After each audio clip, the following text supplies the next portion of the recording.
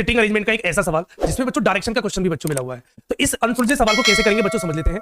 8 व्यक्ति थे जो एक वर्गाकार मेज में बच्चों बैठे थे और उनका ये क्रम पैटर्न फिक्स नहीं है, लेकिन उसमें एक कंडीशन दे रखी है किसी भी और 3 व्यक्ति बैठे हैं। इसका मतलब आप जो वर्गाकार मेज बनाएंगे कुछ इस तरीके से बनाएंगे।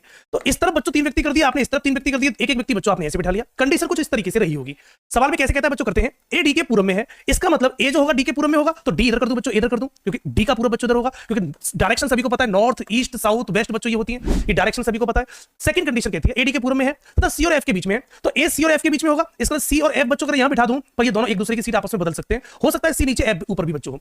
आगे बढ़ के देख लेते हैं, एफ बी के उत्तर पूर्व में है, उत्तर पूर्व का मतलब होता है बच्चों नॉर्थ ईस्ट, इस तरीके से एफ होगा। तो अगर बच्चों एफ बी को यहां कर दूं तो भी नॉर्थ ईस्ट हो गया, बी को यहां कर दूं तो भी बच्चों ये नॉर्थ ईस्ट हो गया। तो एफ बी के उत्तर पूर्व में है जो ई के दक्षिण पश्चिम में है, जो का मतलब कौन बच्चों बी, तो दक्षिण पश्चिम का मतलब साउथ वेस्ट बच्चों, ये कंडीशन रही होगी।